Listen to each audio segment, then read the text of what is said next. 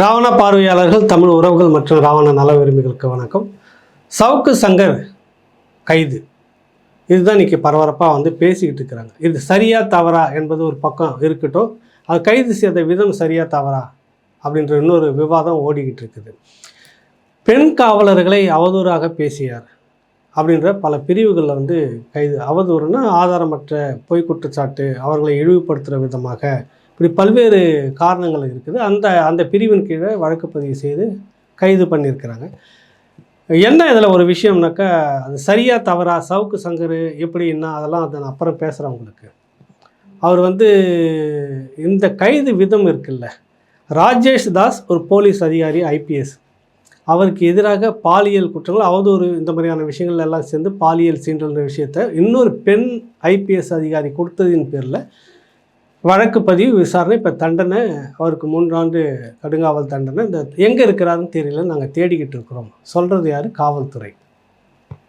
நல்லா கவனிக்கணும். அதுவும் ஒரு பெண் அதிகாரி, உச்ச அதிகாரி கொடுத்ததால தான் இந்த வழக்கு இந்த அளவுக்கு வந்திருக்கிறது. ஒரு சாமானிய பெண் காவல் ஊழியர்கள், ஒரு காவலர்கள், இன்ஸ்பெக்டர், எஸ்ஐ இந்த கேடரில் இருந்தாங்கன்னா எப்போவும் மிரட்டப்பட்டு ஒடுக்கப்பட்டு ஓரம் வச்சுருப்பாங்க. நீங்கள் மேல் இடத்துக்கு எதிராக அப்படிலாம் மோதக்கூடாது, இது பின்னாடி உங்களுக்கு சிக்கல், சர்வீஸில் உங்களுக்கு சிக்கல் வரும், ஏதாவது ஒன்று சொல்லி பண்ணியிருப்பாங்க. ஆனால் சக அதிகாரி என்ற பேரில் சீனியர், அவங்க ஜூனியர் அப்படின்றது தான் நடந்திருக்கு. மற்றபடி ஒரே கேட்டகரி. அவங்க இந்த வழக்கு கொடுத்து உறுதியாக நின்றதால் இந்த துறையில் இருக்கக்கூடிய ஒரு பெருச்சாலி மாட்டி இன்றைக்கி தண்டனை. பிடிக்க முடியல, கைது பண்ண முடியல, எங்கே இருக்கிறாருன்னு தெரியல அப்படின்னு சொல்லிட்டு இருக்கிற அந்த காவல்துறை சவுக்கு சங்கரை எங்கே போகிறாருன்ற மாதிரிலாம் தேடிக்கிட்டே பின்னாடி போய், அது ஒன்றும் பெரிய விஷயம் இல்லை, அது பின்னாடி போகணுன்றதுலாம் அந்த காலம். இப்போ அப்படி கிடையாது. செல்ஃபோன் ஒன்றும் மற்ற விஷயங்கள் வச்சுக்கிட்டு எங்கே நடமாடுறாங்க அப்படின்றத ரொம்ப எளிதாக கண்டுபிடிச்சி அங்கே லோக்கலில் சொல்லி உடனடியாக கைது பண்ணுறதுக்கு ஏற்பாடுலாம் பண்ணலாம். அப்படி தான் நடந்துருக்குது. இதில் அப்படி கைது செய்யணும் அங்கேருந்து கோயம்புத்தூருக்கு கொண்டுட்டு போகிறாங்க. இந்த விஷயங்கள் பெரிய அளவில் நடந்துக்கிட்டு இருக்குது. இதுதான் இப்போ பேசப்படக்கூடிய விஷயங்கள். போகும்போது இவங்க போனது காவலர்கள் வண்டி இருக்குல்ல, அந்த பெரிய வண்டி, டெம்போ ட்ராவல் வண்டி, அதில் தான் கைது பண்ணி கூட்டிகிட்டு போகிறாங்க. எதிர்க்க ஒரு ஆல்டோ கார் இடிச்சதில் ஒரு விபத்து. உடனடியாக அது சிறிய காயம், மருத்துவமனையில் போய் பார்த்துக்கிட்டு, வழக்கமாக எல்லாருக்குமே நடக்கும், சாதாரணமாக நடக்கிறது, பார்த்துட்டு சிறைக்கு அனுப்பியிருக்கிறாங்க. இதுதான் போய் விஷயம். இதுக்கு இன்னொரு கதை என்னென்னா, பெரிய சதி நடந்திருக்கிறது அப்படின்னாக்கா, நீங்கள் பெரிய லாரியை கொண்டு மொத்தமும் இடிச்சிங்கன்னா தான் அது சதின்னு நம்ம சொல்ல முடியும்.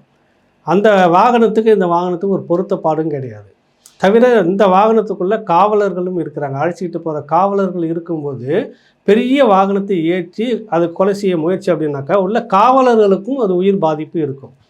அடிக்கிற வண்டி ஆக்சிடெண்ட் ஒரு மோசமாக நடக்குதுன்னா அதில் சங்கர் உயிரை மட்டும்தான் பறிச்சுட்டு மீதி இருக்கிற காவலர்கள் உயிரெலாம் விட்டுறாது, அவங்களும் தான் பலியாகணும். அப்போ இது நாளைக்கு பெரிய சர்ச்சையாகும். டிபார்ட்மெண்ட் அளவில் இப்படி ஒரு வேலை திட்டமிட்டு நடத்தினாலும் கூட காவலர்கள் மத்தியிலே மிகப்பெரிய எதிர்ப்பு. நீ அவனை போட்டு தள்ளுறதுக்கு எங்கள் ஊழியர்களும் பலியாகணுமான்னு கொதிச்சிருவாங்க. பெரிய சட்ட ஒழுங்கு பிரச்சனை வரும். அந்தக்கும் வாய்ப்பு இல்லை நீங்கள் பார்க்குறப்ப.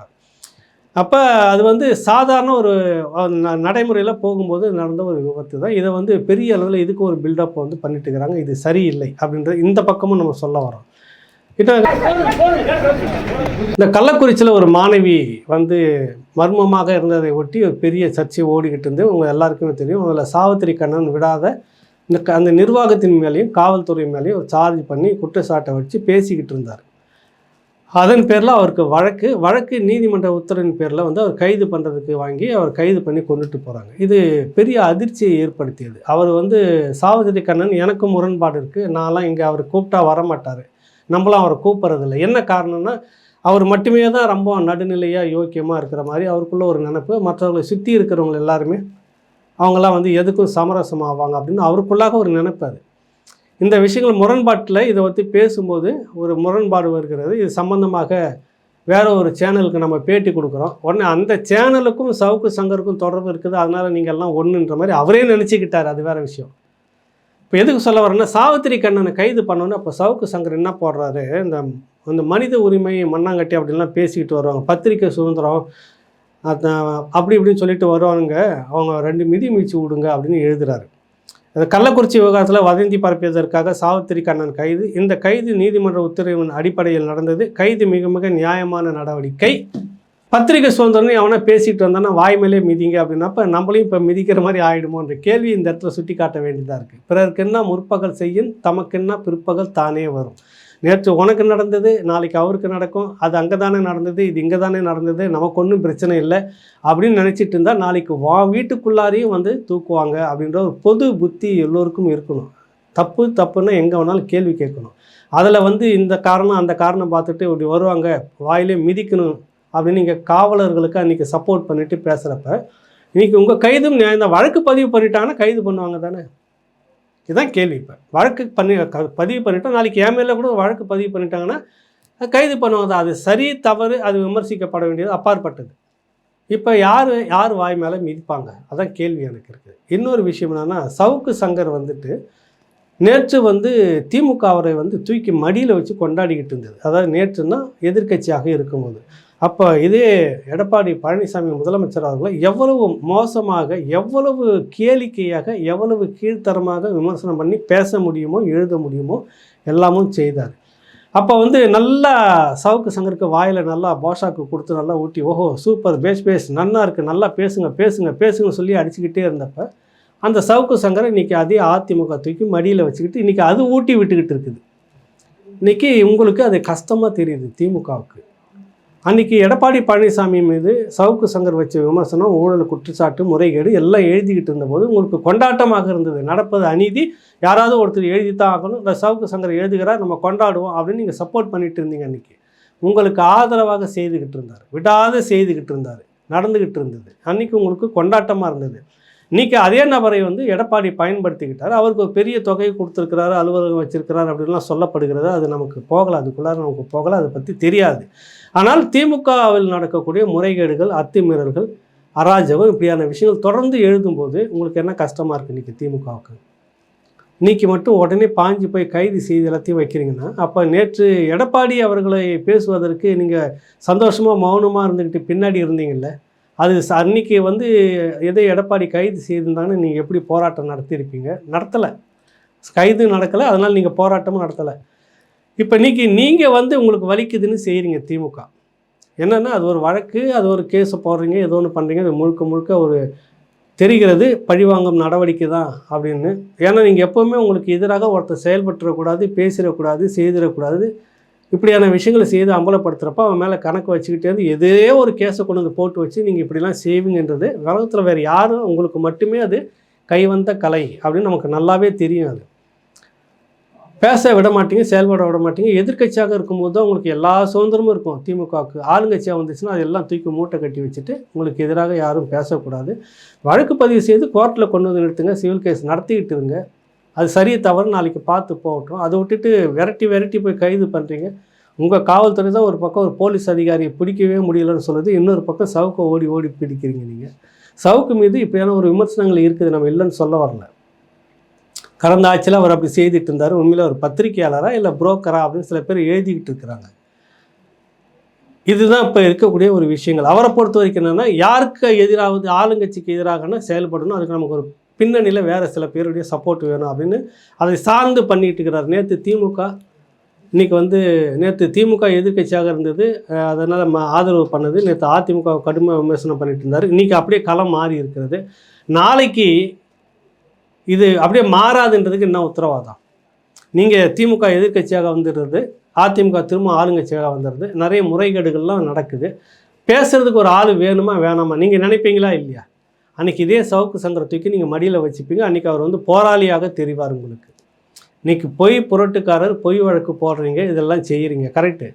நாளைக்கு அவர் வந்து உங்களுக்கு போராளியாக போவார். ஏன்னா அது உங்களை பாதிக்கலை, அதிமுகவை தான் பாதிக்குது. அதிமுகவுடைய ஊழல் நிறைய கொண்டு வந்து வெளியில் விடணும். அதிமுக பற்றி அவதூறாக பேசி எல்லாத்தையும் பதிவு பண்ணணும். அது சவுக்கு சரியான ஆள் பயன்படுத்திக்கிறீங்க நீங்கள். உண்மையிலே 2 திராவிட கட்சிகளும் பயன்படுத்தியதனுடைய வெளிப்பாடு தான் சவுக்கு என்கிற இந்த நபர் இன்றைக்கி இந்த அளவுக்கு பேசப்பட்டிருக்கிறார். நீங்கள் தான் பயன்படுத்துனீங்க, நீங்கள் தான் அவங்க உருவாக்குறீங்க, நீங்கள் தான் மடியில் தூக்கி வச்சு அவரை வளர்த்தீங்க. இன்றைக்கி உங்களுக்கு எதிராகவே இருக்கிறது திமுகவுக்கு, நாளைக்கு அதிமுகவுக்கு எதிராக இருக்குது. காரணம் இப்போ இந்த காலகட்டத்தில் அதிமுக தான் அவர் மடியில் வச்சு தாங்கி வளர்க்குது. ஆளுங்கட்சியாக வந்துட்ட பிற்பாடு அது ஆளுங்கட்சிக்கே குடைச்சலாக இருக்கும். அப்போ திமுக அவரை பயன்படுத்தும். அப்போ தெரியுதா இதுக்குள்ளே இருக்குது பத்திரிக்கை தர்மம், அது இது இந்த பத்திரிக்கை சுதந்திரம் இதெல்லாம் வந்து எந்த அளவுக்கு தரம் கெட்டு போயிருக்கிறதுன்றதை நான் சொல்ல வரேன் நான். ஒரு சார்பு நிலை அப்படின்றது இருக்குது. நான் ராவணா வந்து வைக்கிறேன்னா இன்றைக்கி ஆளுங்கட்சி இவர்கள் பொறுப்பாளர்கள் இன்றைக்கி இந்த மாதிரி இருக்குது விமர்சனம் பண்ணுறேன், அவங்களோட சித்தாந்த அடிப்படையில் விமர்சனம் பண்ணுறேன். தனிப்பட்ட அவதூறு ஒரு வேலை செய்திருந்தால் வழக்கு பதிவுனா எதிர்கொள்ளத்தான் வேணும். அது உடனே பழி வாங்கிட்டாங்க அப்படின்லாம் நான் குதிக்க மாட்டேன். அது போய் வழக்கு நீதிமன்றத்தில் பார்த்து வழக்கை சந்திச்சுட்டு என்னன்றதை பார்த்து தான் ஆகணும். ஆக இந்த கட்டமைப்பு, இந்த போகிற போக்கு, இந்த சுதந்திரம், இந்த பத்திரிக்கை சுதந்திரன்றது எந்த அளவுக்கு மோசமாக தரம் கெட்டு பயன்படுத்த முடியும் அப்படின்றத நம்ம எல்லாத்தையும் கொஞ்சம் கவனத்தில் எடுத்துக்கணும். ஒரு நபரை முதலமைச்சர் சவுக்கு சங்கர் விமர்சிக்கிறார், மட்டமாக விமர்சிக்கிறார். அது இன்றைக்கி எல்லாருக்கும் பிடிக்குது, அது வேறு விஷயம். நாளைக்கு அவங்களுக்கே எதிர்த்தரப்பில் அந்த மாதிரி விமர்சிக்கும் போது கஷ்டமாக இருக்கும். முதலமைச்சரை பேசுகிறார், திமுகவை பேசுகிறார், நம்ம கொண்டாடுறோம், கைத்தட்டுறோம். நாளைக்கு நம்மளை நோக்கி திரும்பும்போது அப்போ வலிக்கும், அதை ஏற்க மாட்டோம். இதுதான் இதுவாக இருக்குது. விமர்சனம் செய்யணும், தனிநபரை கொச்சப்படுத்துறது, அவரெல்லாம் முதலமைச்சர், அதுக்கு லாய்க்கு இல்லை, இதுக்கு லாய்க்கு இல்லை, அதுக்கு லாய்க்கு இல்லை, விட்டுட்டு ஓடிடலாம். இந்த வார்த்தைகள் அது ஊடகத்துக்கு, ஊடக தரப்பு, ஊடக நபருக்கு அது பொருத்தமானதில்லை. நீட்டாக அதை விட இன்னும் ஷார்ப்பாக, அதை விட இன்னும் அறுக்கிற மாதிரி, அதை விட இன்னும் வேகமாக தாக்குற மாதிரியான வார்த்தைகள் நாகரிகமாக நிறைய இருக்குது. நீங்கள் பேசலாம். அதை தகுதி இல்லாத ஒரு முதலமைச்சராக இருக்கிறாருன்னு எந்த வகையில் தகுதி இல்லைன்னு பேசிட்டு அழகாக சொல்லி போட்டு போகலாம். காவல்துறையை ஒரு மாதிரி ஏதோ நீங்கள் நினச்சா அந்த காவல் அதிகாரிகள் எல்லாம் உங்கள் கட்டுப்பாட்டுக்குள்ளே வந்துடணும். நீங்கள் நினச்ச அந்த காவல் அதிகாரிகள்லாம் நீங்கள் இடத்த விட்டு இடத்த மாற்றிட முடியும். நாளைக்கு ஒரு வேளை நீங்கள் எடப்பாடி அதிகாரத்துக்கு வந்து விட்டால் நீங்கள் நினச்சா ஒரு 10, 15, 20 காவல் அதிகாரிகள் உங்கள் கட்டுப்பாட்டில் நல்ல இடத்துல கொண்டு வந்துட முடியும் அப்படின்னு நீங்கள் ஒரு லாபியை உருவாக்குறீங்க பத்திரிகையாளர். இது சரியானது அல்ல அப்படின்னு நான் சொல்ல வரேன். காவல்துறையில் எப்போவுமே எந்த காலத்தில், அது இந்த காலம் இல்லை, எல்லா காலத்திலும் 2 கோஷ்டிகள் வலுவாக இருக்கும். அதிகாரத்துக்கு வேண்டியது ஒன்று, அதிகாரத்துக்கு வேண்டாத ஒன்று. நாங்களாம் அதை 35 வருஷமாக கடந்து வந்திருக்கிறோம். வேண்டாத காவல் அதிகாரிகள் ஐபிஎஸ் டீமெல்லாம் சேர்ந்து இன்னொரு எதிர் டீமை அவங்க என்னென்ன செய்கிறாங்கன்றதெல்லாம் அம்பலப்படுத்துறதுக்கு ஒரு ஏகலைவன் வேணும்னு பயன்படுத்தும். நீ அதுக்கு பயன்படுத்திட்டீங்கன்னா, அதுக்கான வேலையை மாறினா ஒரு அடியாளாக நீ மாறுற. அந்த பக்கத்தில் ஆளுங்கட்சி தரப்பில் செல்வாக்காக இருக்கக்கூடிய காவல் அதிகாரிகளுடைய முறைகேடு, அது இது சம்பாத்தியம், இது எல்லாத்தையும் நீங்கள் வெளிப்படுத்தும் போது அவங்களுக்கு குஷியாக இருக்கும். நாளைக்கு ஆட்சி மாறு வரும்போது இந்த அதிகாரிகள்லாம் ஆளுங்கட்சிக்கு வேண்டப்பட்டவர்களாக மாறி இருப்பாங்க. இப்போ ஆளுங்கட்சிக்கு வேண்டப்பட்டவர்களாக இருக்கிறவங்க எதிர்த்தரப்புக்கு ஒன்றும் அதிகாரம் இல்லாமல் டம்மி போஸ்டிங்கில் இருப்பாங்க. அவங்க அப்புறம் சோர்ஸ் மூலமாக கண்காணிச்சுட்டு இந்த அதிகாரிகள்லாம் என்னென்னலாம் பண்ணுறான், இந்த அதிமுகவுக்கு ஆதரவான அதிகாரி எவ்வளோ சம்பாதிக்கிறான், என்னென்ன பண்ணுறான்னு இங்கே போட்டு கொடுப்பான். அன்றைக்கி இந்த ஏகலைவன்கள் மாதிரியான ஆட்கள் பலியாகணும். அப்போ இது பத்திரிகையாளர்களுக்கு உண்டான வேலை கிடையாது. இது ஒரு அடியாளின் வாக்குமூலன்ற மாதிரி ஒரு பொருளாதார அடியாள் வேலையை நீங்கள் பார்க்கணும். 2 அதிகார வர்க்கம், 2 அதிகார தரப்பில் மோதிக்கிறாங்க. அவங்களுக்கான நீங்கள் ஏஜென்ட் வேலை பார்த்துட்டு புரோக்கர் வேலை பார்க்குறதுக்கு பேர் பத்திரிகையாளர் இல்லை. இது போல் தெரிஞ்சு இந்த மாதிரி நிறைய விஷயங்கள் என்கிட்டலாம் வந்திருக்குது. தவிர்த்துட்டு வந்திருக்கிறோம். எது சரி, இது நாளைக்கு முறையானதாக இருக்காது. இன்றைக்கி இவன் கொண்டாடுறான், நம்மளை பயன்படுத்துகிறான், நாளைக்கு அவன் பயன்படுத்துகிறான், நாளைக்கு 2 பேரும் ஒரு கிளப்பில் ஒன்றா உட்காந்து ராசி ஆகிடுவாங்க. அப்போ பலியாகிறது ஏகலைவனை போன்ற பத்திரிகையாளர்கள் தான். இப்போ அதுதான் நடக்குது சவுக்கு சங்கருக்கு. காவல் அதிகாரிகள் தான் கைவிடுறாங்க. ஏன்னா ஒரு கட்டத்துக்கு மேலே அவங்க கை கட்டப்பட்டுரும். காவல் அதிகாரி உங்களுக்கு சோர்ஸு, உங்களுக்கு தகவல் கொடுக்குறாங்க, அவங்களாம் எப்படி இருப்பாங்கன்னா ஒன்றும் பண்ண முடியாது. இந்த இடத்துக்கு போலீஸ் போகுது, கைது பண்ண போகிறது சவுக்கு சங்கரை, இங்கே வேவு பார்க்குறாங்க, இப்படியான தகவல் சோர்ஸை உங்களுக்கு இந்த மூவ்மெண்ட்டை கசிய விடலாம். உங்களுக்கு நீங்கள் உங்கள் சார்பான வலைதளத்தில் போட்டுக்கலாம். ஆனால் கைது பண்ணுறது தடுத்துட முடியாது. ஏன்னா சட்டம் அது அப்படி தான் இருக்குது. அந்த இடத்துல எல்லோரும் போய் காக்கி சட்டங்கள் அப்படி தான் நடந்து ஆகணும். அப்போ நம்பி நீங்கள் செய்துக்கிட்டு நீங்கள் பலியாகிறது யாருன்னா ஒரு பத்திரிகையாளர் அப்படின்னு சொல்லிக்கிற சவுக்கு சங்கர். இதுதான் விஷயம். அவர் பண்ணது முழுக்க இந்த பக்கத்துக்கான ஒரு புரோக்கர் வேலை, அப்புறம் இந்த பக்கத்துக்கான ஒரு புரோக்கர். வெளிப்படையாகவே நான் சொல்கிறேன், நாளைக்கு அதிமுக அதிகாரத்துக்கு வந்துச்சுன்னா திமுக எதிர்க்கட்சி இவரை பயன்படுத்த அதுக்கு பயன்படுவார், அவ்வளோதான். இது ஜேர்னலிசம்னு சொல்லிட்டு வர்றது இல்லை. ஏன் எதுக்கு இதெல்லாம் சொல்ல வரேன்னா, சாவித்திரி கண்ணன் கைது பண்ணப்போ அவர் சொன்னார்ல, அந்த பத்திரிகை சுதந்திரம்னு கொஞ்சம் பேர் பேசிக்கிட்டு வருவானுங்க, வாயிலே மிதிங்க போலீஸ் அப்படின்னு போட்டு எழுதினார்ல, அதுக்கு சொல்ல வரேன். நம்மளே அந்த மாதிரி சொல்லிவிடக்கூடாது. இன்றைக்கி அவருக்கு ஆதரவாக பேசுகிறவங்க நாளைக்கு அந்த மாதிரி பேசிடக்கூடாது இல்லை அதுன்னு. ஆக இந்த பக்கமும் சில குறைகள் இருக்கிறதுன்றதுக்காக சொல்ல வரேன். இப்படி இந்த போக்கு வளர்ந்ததுன்னா நாளைக்கு இவர்களை போன்றவர்கள் பலியாக்கப்படுவார்கள். நம்மளாலாம் மீட்க முடியாது, காப்பாற்ற முடியாது, வேடிக்கைத்தான் பார்க்க முடியும். 2 அதிகார வர்க்கம் நாளைக்கு கை கோத்துக்கிறப்ப இந்த மாதிரியான அப்பாவி சவுக்கு சங்கர்கள் சிக்கி சின்ன பின்னமாக ஆவாங்க. அவர் இன்றைக்கி நினைக்கலாம், நமக்கு இந்த சோர்ஸ்லாம் வந்திருக்குது, நம்ம நினைக்கிறது தான் இது அப்படின்னு அவர் என்ன வேணாலும் பேசலாம். அதிகாரம் அது. நம்ம வெளியில் போனால் எல்லாம் நம்ம கூட நிற்கிறாங்க, போகிறாங்க, ஆஹா ஓஹோன்னு பேசுகிறாங்க, இப்படியாக்கோ அப்படியே நினைக்கலாம். ஆனால் தவறை ஊழலை சொல்லுவது வேறு, 2 அதிகார வர்க்கத்துக்குள்ள மோதலில் நம்ம பலியாகிறது வேறு அப்படின்னு நீங்கள் புரிஞ்சிக்காத வரைக்கும் இப்படித்தான் இருக்கும். அது நாளைக்கு 2 அதிகார தரப்பும் ஒன்றா கை கோத்துக்கும். சவுக்கு சங்கர்கள் பழி வாங்கப்படுவார்கள். அப்போ வேடிக்கை பார்த்துட்டு 2 பேருமே கை கொட்டி சிரிப்பாங்க. நாம தான் ஐயோ அப்படின்னு நம்ம நிற்போம். அன்றைக்கி சக பத்திரிக்கையாளர் வந்து நிற்கும்போது தான் யார் நல்லவன் கெட்டவன் அப்படின்னு உங்களுக்கு தெரியும். இன்றைக்கி நீங்கள் தூக்கி எறிஞ்சு எல்லாரையும் பேசிட்டு போகிற அந்த போக்கு நாளைக்கு எந்த அளவுக்கு உங்களுக்கு வந்து கை கொடுக்கும் அப்படின்றது அந்த மாதிரி நெருக்கடி காலகட்டத்தில் தான் தெரியும். எது எப்படி இருந்தாலும் கூட இன்றைக்கி வந்து ஊடகம் என்பது எப்படி இருக்குன்னா, இந்த சமூக வலைத்தளங்கள் பேசுகிறது ஊடகம்ன்றாங்க, யூடியூபர்ஸ் பேசுகிறது ஊடகம்ன்றாங்க, பத்திரிகையாளர்களாக இருந்துக்கிட்டு அந்த ஒரு அனுபவத்தின் மேலே நடத்திக்கிட்டு வர்றது அவங்களும் ஊடகம். இப்போ 3 தரப்பு இருக்குது. திடீர்னு ஒருத்தர் யூடியூப்பில் வந்து டாய் ஆய் வாய் போயின்னு வந்து கண்ட மேனிக்கு பேசி பரபரப்பாக்கி அவர் வந்துட்டான்னா அவர் ஊடகவியலாளர். அப்படி தான் அன்றைக்கி சொல்லுது. அது சமூக வலைத்தளங்களில் ஒரு வதந்தி எல்லாம் எடுத்து போட்டு பேசி அவதூறாக பேசி ஆதாரமாக எதுவும் இல்லாமல் இல்லை கிடைச்ச தகவலை வச்சு பேசுகிறது அப்படின்ற விஷயங்கள்லாம் வருது. சமூக வலைத்தளங்களில் சில நல்ல பல கருத்துக்களும் வருது, பல ஊழல் முறைகேடு தவறுகள்லாம் வெளியில் வருது, நம்ம மறுக்கலை. ஆனால் அது எல்லாமே இந்த ஊடக கட்டுப்பாட்டுக்குள்ளே வந்துடாது. இப்படி இன்றைக்கி இந்த மாதிரி செதறி ஒரு வரைமுறைப்படுத்தப்படாத ஒரு ஊடகமாக கட்டமைப்பு இன்றைக்கி இருக்கிறது. ஒரு கொலாப்ஸ்ன்னு சொல்லுவாங்கள்ல, அந்த மாதிரி இருக்கிறது. இதனுடைய எல்லா தவறுகளும் வந்து ஊடகம் பத்திரிகைன்றது மேலே தான் விழிய நிற்கும். அப்போ இதை பிரித்து பார்க்குறப்ப காவல்துறைக்கும் ஒரு இது கிடையாது. எல்லாருமே ஊடகவியலாளர்களும் ஒட்டுமொத்தமாக சேர்ந்து கொச்சையாக நடத்துறது. ஒரு கட்டத்தில் பத்திரிகையாளர்கள்னால் ஒரு பெரிய மரியாதை இருந்துக்கிட்டு இருந்தது. ஒரு நீட்டாக நடத்துவாங்க, பேசுவாங்க. இன்றைக்கி உட்காந்துன்னு பேசும்போதே வந்துட்டு என்ன யூடியூபா நீ இப்படிலாம் பேச, என்னப்பா யூடியூப் நீ ஒரு பத்திரிக்கை அப்படின்னு கேள்வி நம்மளே என்னையே மடக்கி கேட்டதெல்லாம் நடந்திருக்கு. பொறுமையாக பதில் சொல்லி விளக்கிட்டு வந்திருக்கிறேன். இன்றைக்கி எந்த அளவுக்கு இருக்குது ஊடகம்னா, இது எல்லாமே இன்றைக்கி இப்படி செதறி போயிருக்குது. சமூக வலைத்தளங்களில் பேசப்படுறது தான் இன்றைக்கி ஊடகம் அப்படின்னு நிறைய பேர் நம்புகிறாங்க. அது இல்லை அப்படின்றது இன்றைக்கி தெரியல. அதனுடைய விளைவு எல்லாம் இன்றைக்கி இந்த மாதிரி இடத்துல கொண்டு வந்து நிறுத்துது. இந்த மாதிரியான விஷயங்களை இன்றைக்கி பேச வைக்குது. எது எப்படி இருந்தாலும் நிறைய நிறை குறைகள் அப்படின்னு இருக்குது சவுக்கு சங்கர் மேலே, நம்ம மறுக்கலை. ஆனால் அந்த கைது விஷயம்ன்றது இன்றைக்கி வேண்டி போய் சேர்கிறது. இதே திமுக அரசு நாளைக்கு இந்த சவுக்கு சங்கரை தேடு, நீங்கள் வேணால் பார்த்துக்குங்க. நான் இன்றைக்கி சொல்கிறேன், இந்த சவுக்கு சங்கரை தன்னிடம் வந்துவிடக்கூடாதா, வந்துவிட மாட்டாரான்னு தேடி இந்த சவுக்கு சங்கரை தூக்கி மடியில் வச்சுக்கிட்டு கொண்டாட போகிறதா இல்லையா இன்றைக்கி நீங்கள் வேணால் எழுதி வச்சுங்க. நான் சொல்கிறேன், இது என்றைக்காக இருந்தாலும் ஒரு நாள் நடக்கும். இன்றைக்கி இந்த அளவுக்கு விரட்டி சவுக்கு சங்கரை பழி தீர்த்துக்கிற இதே இந்த திமுக அரசு ஒரு காலத்தில் ரொம்ப விரைவில் இந்த சவுக்கு சங்கரை தேடும். அன்றைக்கி இவர் வந்து நீதிமானாக தோணுவார். சவுக்கு சங்கர் திமுகவுக்கு கடவுளாக, நீதிமானாக, உலகத்திலே தலை சிறந்த ஊடகவியலாளராக, பத்திரிகையாளராக, அநீதிகளை எதிர்க்கக்கூடியவராக, ஒரு பெரும் போராளியாக கட்டமைச்சு மடியில் உட்கார வச்சுக்கோம். இன்றைக்கி அவருக்கு குற்றவாளி சவுக்கு சங்கர். இன்றைக்கி திமுகவுக்கு குற்றவாளி, அக்யூஸ்டு, ஒரு அவதூறை பரப்பக்கூடியவர்கள், பொய் செய்தியை பரப்பக்கூடியவர்கள், அநாகரிகமாக பேசக்கூடிய நபர்கள், இப்படின்னு பட்டியல் நிறைய நீங்கள் சொல்லி அவரை நீங்கள் வந்து போட்டு முடக்கி வச்சாலும் கூட வருங்காலத்தில் நீங்கள் தேடுவீங்க. அதிகாரம் இல்லாத போது சவுக்கு சங்கரை உங்களுக்கு துணையாக கையில் ஒரு வாள் வேண்டும் வீசுவதற்கு, அந்த வாளாக சவுக்கு சங்கரை நீங்கள் பயன்படுத்துவீங்க. இதுதான் வந்து இன்றைக்கி இருக்கக்கூடிய ஒரு யதார்த்த களம்.